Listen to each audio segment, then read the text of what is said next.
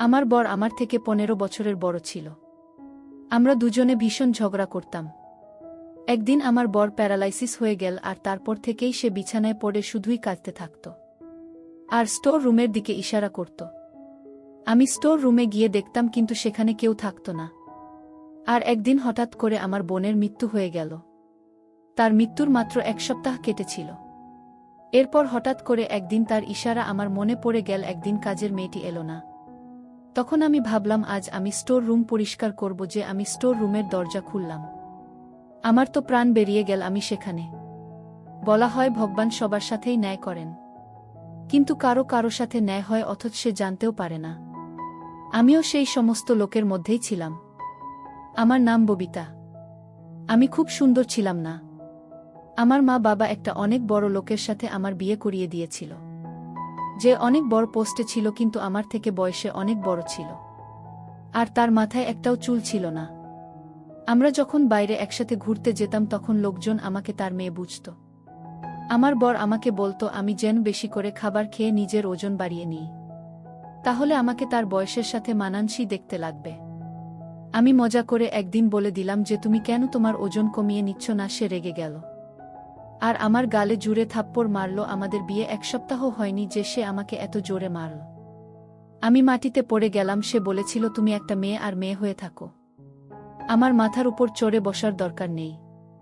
আমি মহিলাদের খুব ভালোভাবে জানি, যদি তোমাদের নিয়ন্ত্রণে না রাখা যায় তো তোমরা না জানি কি করে ফেলবে। এখানে এই বাড়িতে তুমি আমার খাও, আমি তোমার জন্য সব কিছু করি, তোমার কোনো অধিকার নেই আমার মজা বানানোর। আমি বললাম যে আমি মজা করিনি, কিন্তু সে আমার এইটুকু কথাই রেগে গেল।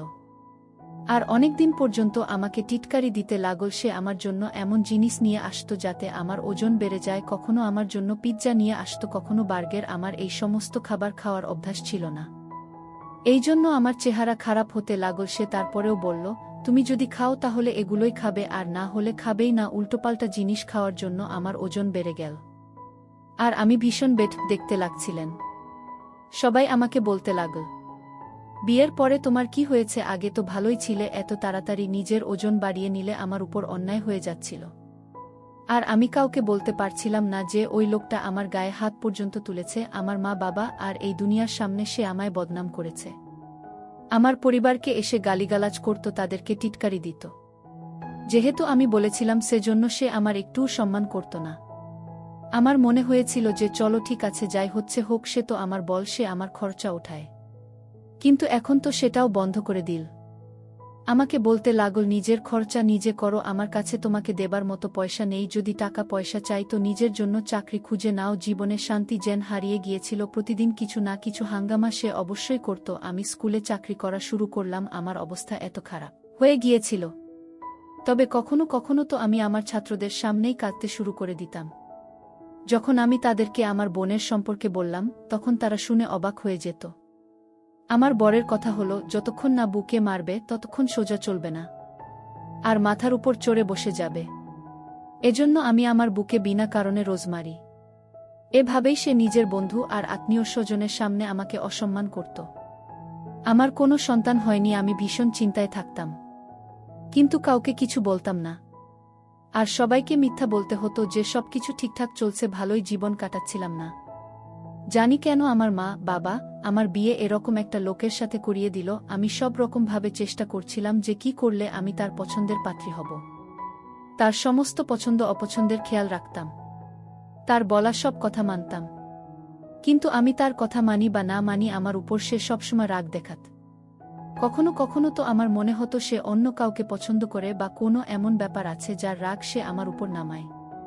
কেননা আমার উপর রাগ দেখানোর পর সে তার বন্ধুদের সাথে বাইরে চলে যেত, তাদের সাথে ঘুরে বেরিয়ে হাসি মজা করত, আর তাতে ভীষণ খুশি থাকত তার বন্ধুরাও। আমাদের ঘরে আসতে যেতে থাকত। আর যখন তার বন্ধুরা আমাদের বাড়ি আসতো আমার পুরো দিন রান্না করেই কেটে যেত। আমি তাও তাকে কিছুই বলতাম। ভাবতাম এবার বোধহয় সে খুশি হয়ে যাবে, কিন্তু সে তো কোনোভাবেই খুশি হবার মতো মানুষ নয়। আমি বুঝতেই পারতাম না যে এসব কি হচ্ছে আমার সাথে। কখনো মনে হতো যে আমাকে বোধহয় কারো নজর লেগেছে বা কেউ আমার উপর কালো জাদু করেছে। কেননা যা কিছু আমার সাথে হতো সেই সমস্ত আমার বুদ্ধির বাইরে ছিল। আমার বর যে অফিসে কাজ করত সেখানে সে অনেক ঘুষ নিত, নতুন নতুন গাড়ি কিনত, মোবাইল বদলাতে থাকত, নিজের জন্য ভালো ভালো জিনিস নিয়ে আসত, নিজের সব শখ পূরণ করত, ইচ্ছা পূরণ করত, কিন্তু সে আমার খরচার বিষয়ে একটু খেয়াল করত না। আমি নিজের সমস্ত খরচা নিজেই পুরো করতাম।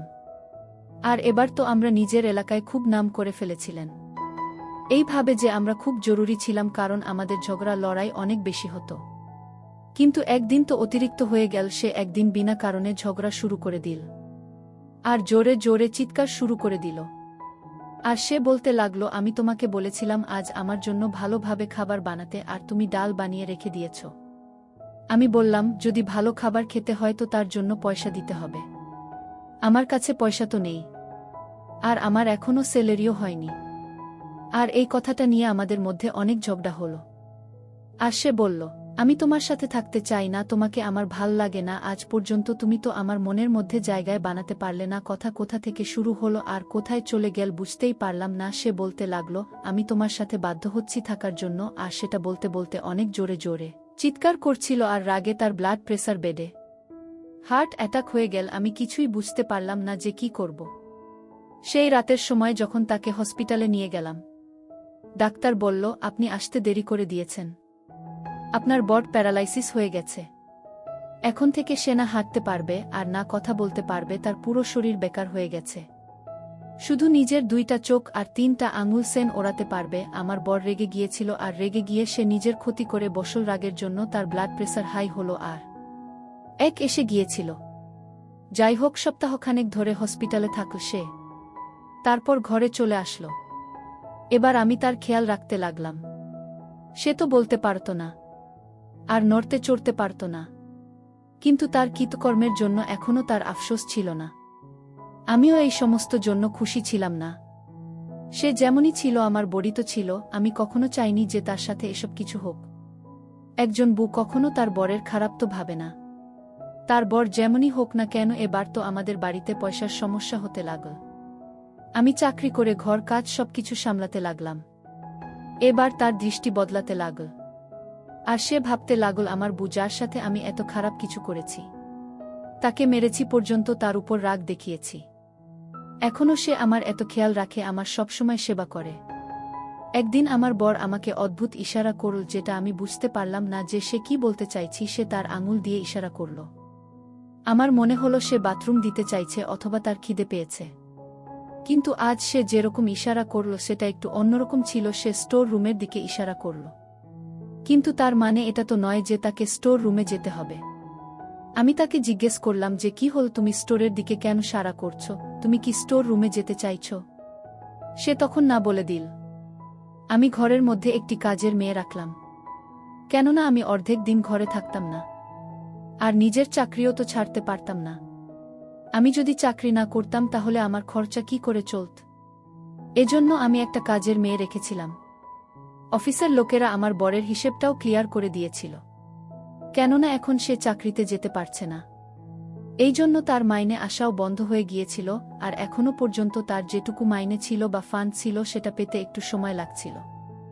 যখনই আমি তাদের ফোন করতাম তারা বাহানা বানাত, তাই সেই পয়সাগুলো আমি পাচ্ছিলাম না। আর আমার বরের কাজ এমন ছিল, তাকে অনেক লোক জানত আর তাকে ভয়ও পেত। তার সই ছাড়া কোনো ফাইল পুরো হতো না। এই জন্য তাকে লাখ টাকার ঘুষ পর্যন্ত দিত। তার কিছু আত্মীয় স্বজন ছিল যারা প্রথমে তো পয়সার জন্য চক্কর কাটত। আমি তাদের আশেপাশে থাকতাম, কিন্তু যে ওর খারাপ সময় আসলো সবাই তার সঙ্গ ত্যাগ করল। আর এবার সে অনুভব করল যে তার খারাপ সময়ে তার স্ত্রী ছাড়া কেউ তার সঙ্গ দেয় না। রোজ রাতে সে স্টোরের দিকে ইশারা করত আর কাঁদতে থাকত। তাকে দেখে আমারও কান্না পেত, কেননা তার এই অবস্থা আমি সহ্য করতে পারতাম না। আমাদের বিয়ের 5 বছর হয়ে গিয়েছিল, আর এই 5 বছরে সে আমাকে এক মুহূর্ত শান্তির নিঃশ্বাস পর্যন্ত নিতে দেয়নি। প্রতিদিন আমার রক্ত হাড় মাংস, সে যা লিখে তো ভীষণ কষ্ট দিত সে আমাকে, কিন্তু আমি তাকে ক্ষমা করে দিয়েছিলাম। বোধহয় সে তার কৃতকর্মের শাস্তি পেয়ে গেল। এবার আমি তাকে আর শাস্তি দিতে চাইনি। সে কাঁদতে থাকত আর বারবার ইশারা করত। আমি তার ইশারা বুঝে ওখানে গিয়ে দেখতাম, কিন্তু আমি ওখানে কিছুই খুঁজে পেতাম না। না তার কোনো জিনিস সেখানে ছিল, আর না কোনো এরকম জিনিস ছিল যেটা সে চাইত। এবার বারবার যদি একটা মানুষ একই কাণ্ড করে থাকে, একইভাবে ইশারা করতে থাকে, এটা তো এটাই মানে হয় যে কোনো না কোনো ব্যাপার তো আছেই। কিন্তু আমি তো বুঝতেই পারতাম না। একদিন তার কাজিন আমাদের ঘরে আসলো।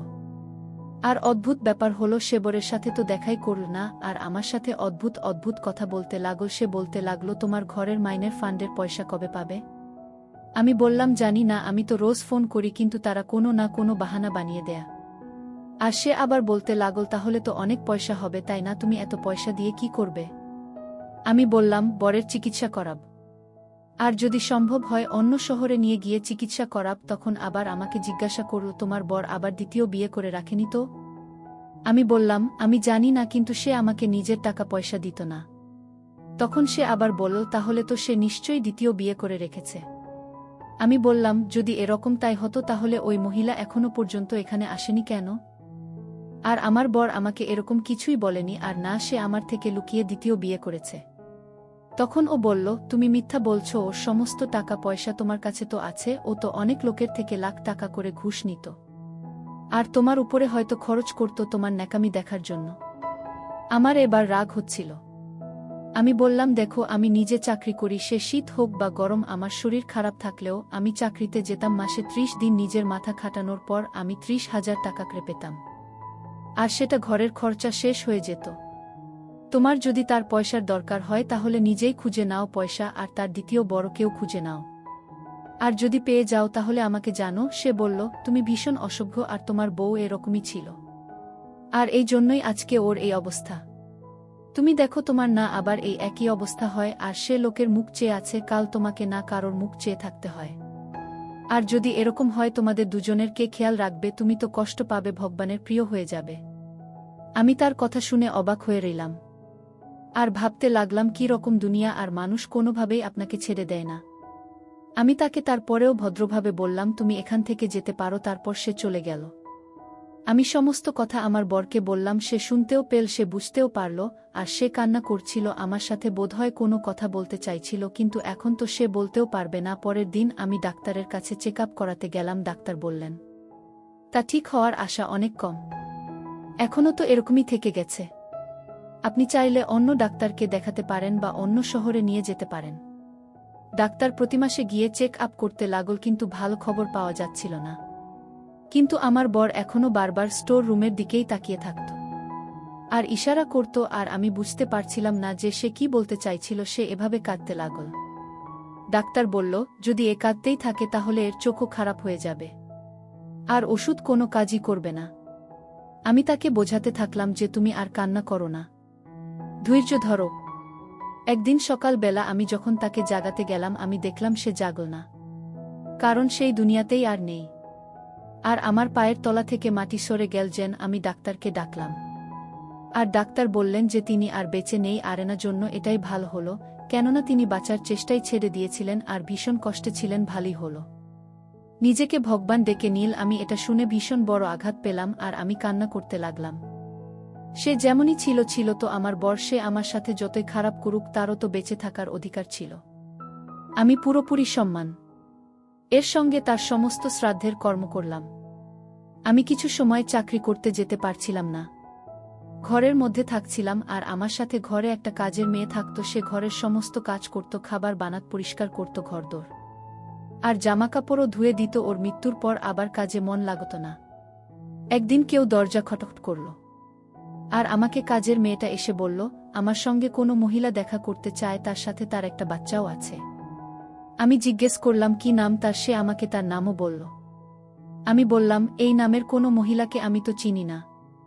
যাই হোক, তুমি তাকে বাইরে বসিয়ে রাখ, আমি যাচ্ছি। যখন আমি বাইরে গেলাম, আমি সত্যিই দেখলাম ওই মহিলাকে আমি চিনি না, আর না তার বাচ্চাকে। আমি বললাম, আপনি কে? সে বলল, তোমার বরের দ্বিতীয় বউ, এবার সে মরে গেছে। আমি আমার আর আমার বাচ্চার ভাগ নিতে এসেছি। তোমার বর 3 বছর আগে তোমার থেকে লুকিয়ে বিয়ে করেছিল, আর এই 3 বছরে আমার 2টা বাচ্চা ছিল। এবার আমি আমার অধিকার নিতে তোমার কাছে এসেছি। যখন আমি কথা শুনলাম তখন আমার তার কথা মনে পড়ল, যে সেদিন যে এসেছিল আমাদের বাড়িতে, তার মানে সে মিথ্যে ছিল না, সে ভুল ছিল না। আর তার বাকি আত্মীয়রা, সে কি ভেবেছিল?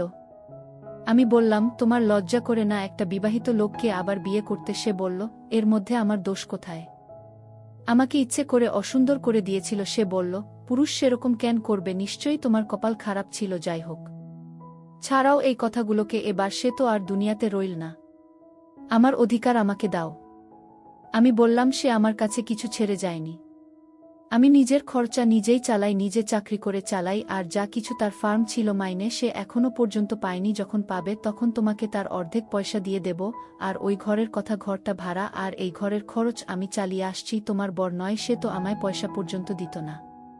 তোমার উপরে ওরা তো হয়তো নিজের সমস্ত টাকা পয়সা, সেজন্যই তো এই বাড়িতে একটা পয়সা খরচা করত না। তুমি তার বেঁচে থাকতে অনেক আরাম করে নিয়েছ। আর তোমার কি চাই? ওই মহিলাটা আমার সাথে ঝগড়া করতে লাগল আর আমার পুরো বাড়ি তন্ন তন্ন করে খুঁজতে লাগল। আমি বললাম, এখানে কিছু নেই, যাও এখান থেকে। আমার বিদায় বাড়তে লাগল। তার এই কর্মকাণ্ড দেখে আমার খুব রাগ হচ্ছিল। সেই মহিলা অনেক জেদি ছিল আর ভীষণ অসুখ ছিল। যখন সে কিছু পেল না তখন সে চলে গেল আর বলে গেল, আমি তোমার উপর নজর রাখব। যখন তার টাকা পয়সা এসে যাবে আমি নিজেই চলে আসব নিতে। আমি সব কিছু জানতে পেরে যাব। আমার কাজের মেয়েটা বলল যে সে ওই মহিলাকে জানে, সে ভীষণ অশুভ মহিলা। সে বড়লোক বাড়ির ছেলেদের ফাঁসায় প্রথমে, তারপর তাকে বিয়ে করে আর তারপর তার সমস্ত টাকা পয়সা নিয়ে নেয় আর তালাকের নামে নিজের বাচ্চার খরচ চাইতে থাকে। কেন কি জানি সে এরকম করল, কিন্তু সে ভালো মহিলা নয়। আর একে তো সমস্ত এলাকার লোকে জানত। আমি বললাম, আমার জীবনে কেন কিছু ভাল হয় না? আমার বর আমাকে জ্বালাতো, আর এবার সে যাবার পরেও আমার গলা থেকে সমস্যা যেন নামতেই চাইছে না। আমার বরের মরে যাওয়ার কিছু সময়ও কাটেনি। আর আমার খেয়াল হলো যে স্টোর রুমের দিকে সে বারবার ইশারা করত, কিন্তু কেন? আর এই কথাটাই আমার মাথার মধ্যে মাঝে মাঝেই আসত। বেঁচে থাকার শেষ সময়ে এসে ইশারা করছিল, আর আমার মধ্যে এই স্মৃতিটাই বসে গিয়েছিল। মহিলারা ভীষণ অদ্ভুত হয়। যাকে একবার সে ভালোবাসে, তার দেওয়া যখন কেউ এসে ক্ষমা করে দেয়। কিন্তু পুরুষ ভিতর থেকে এত শক্তিশালী নয়। আমি তো আজ পর্যন্ত এটাই বুঝতে পারলাম না যে আমার বর আমার সাথে এমন কেন করছিল, যখন কি না আমি তো তাকে সব সময় ভালোবাসায় দিয়েছিলাম। আমি আমার বাড়ি থেকে এটা ভেবেই বেরিয়েছিলাম যে আমার বরের আমি সবসময় সঙ্গ দেব। আমি দেখতেও ভালোই ছিলাম, কিন্তু বোধহয় তার হৃদয়ে কখনো জায়গা বানিয়ে উঠতে পারেননি মহিলা সুন্দর কিনা। পুরুষের নজর সেটা ঠিক করে, যদি কোনো মহিলাকে কোনো পুরুষের একবার ভাল লেগে যায়, সে সুন্দর না ও হয়, সে তাকে হৃদয়ের রানী বানিয়ে রাখে। আবার কখনো কখনো অনেক সুন্দর মহিলা ও পুরুষের হৃদয়ে স্থান করতে পারে না, আর তাদের অবস্থা অনেকটা আমার মতো হয়। কেননা আজকাল তো অবস্থা এমন যে আমি সারাক্ষণ কান্না করতাম, খাবারও খেতাম না, সবসময় মাথার মধ্যে চিন্তা থাকত। কিন্তু আমার কাছে এখন কীই বা বাকি ছিল? আমার তো এমন কিছু বয়সও ছিল না, কিন্তু তাও আমি কাউকে বিয়ে করতে চাইছিলাম না। আমি শুধু আমার জীবনে শান্তিতে থাকতে চাইছিলাম আর নিজের মতো করে থাকতে চাইছিলাম। আর আমার হৃদয়ে আর কোনো ইচ্ছাও বাকি ছিল না। আমার কোনো বড় উদ্দেশ্য ছিল না। আমি ঘরের মধ্যে থাকতাম, আর ঘরে তো বরের পয়সাও ছিল না। আর এদিকে তার দ্বিতীয় ফোন করে আমাকে বিরক্ত করে মারত। আমার কাছে থাকা সব পয়সা শেষ হতে লাগলো। আমি আমার কাজের মেয়েটাকে বললাম, কাজ ছেড়ে দাও, কেননা আমার আর পয়সা দেওয়ার ক্ষমতা নেই। কিন্তু আমি অবাক হয়ে গেলাম যখন একদিন সে নিজের বাড়ি থেকে আমার জন্য নিজেই খাবার নিয়ে আসলো আর বলতে লাগল, আপনি খুব ভালো ম্যাডাম, আপনি আমার অনেক খেয়াল রাখেন। আমার কাছে এইটুকুই আছে ম্যাডাম, আমি আপনার জন্য খাবার আনতে পারব। শুধুমাত্র আমি সেই দিন বুঝেছিলাম, যদি আমরা দুনিয়ার কোনো মানুষের সাথে ভালো করি তাহলে আমাদের সাথে তার থেকেও বেশি ভালো হয়। তার কাছে তো নিজেরই কিছু ছিল না, সে তো গরিব ছিল, 4 বাচ্চা ছিল, সেজন্য আমি তার উপর বোঝা হতে চাইনি। আমি তাকে বললাম, যদি আমার অবস্থা ভালো হয়ে যায় আমি তোমাকে আবার কাজে ডেকে নেব আর তোমার টাকাও দিয়ে দেব।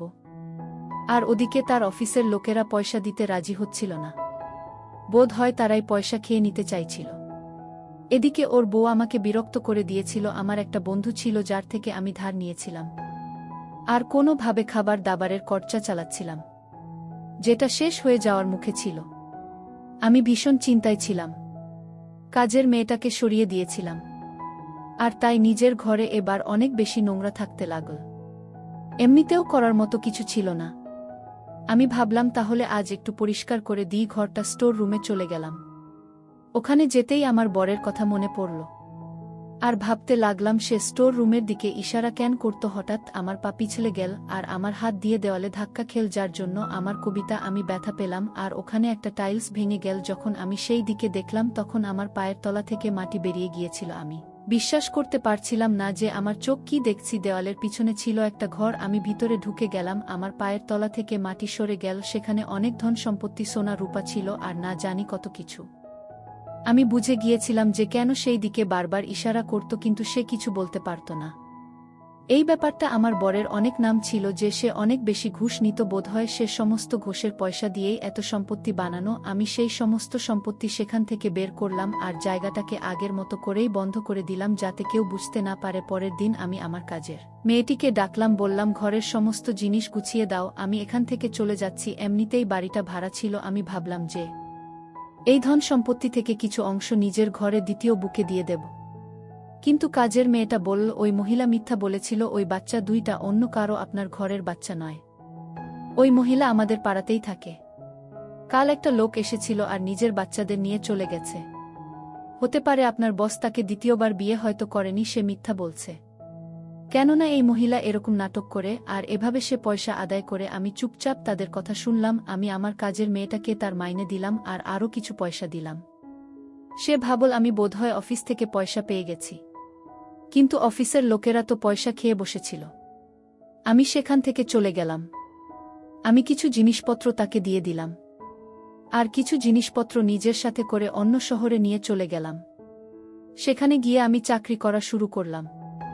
আজ আমার কাছে বাড়িও আছে, গাড়িও আছে, আর আমি আমার বরের নামে একটা অনাথ আশ্রম বানালাম। কেননা এই এত সম্পত্তি সেটা তো তারই ছিল, আর এগুলো সেরে রেখেছিল, আর সে আমাকে দিতেও চাইত না। কিন্তু বোধহয় ভাগ্যে এটাই লেখা ছিল, অথবা এই পয়সা আমারই পাওয়ার ছিল। আমি পয়সাগুলো দিয়ে ভালো কিছু করতে চাইছিলাম। এই সমস্ত আমার অদ্ভুত লাগত। আমার বর আমার থেকে 15 বছরের বড় ছিল। সে এত বছর ধরে এত টাকা পয়সা জমা করেছিল, কিন্তু সেগুলোকে খরচা করতে পারেনি। এটাই তো জীবন, এখানে উঁচু নিচু হতেই থাকে। কিন্তু এখন আমি কারোর উপর ভরসা করতে চাই না, আর আমি পড়াশোনা করার সিদ্ধান্ত নিলাম যাতে আমি একটা ভালো চাকরি পেতে পারি। কেননা আপনি চাইলে আপনার কাছে সম্পদের যতই সমুদ্র থাকুক না কেন, সেটা একদিন শেষ হয়ে যাবে। আমি আবার বোর কি খুশি খুশি মনে করতাম আর তার আত্মার শান্তির জন্য ঈশ্বরের কাছে প্রার্থনা করতাম। কেননা সে যেমনই ছিল আমার বর ই তো ছিল।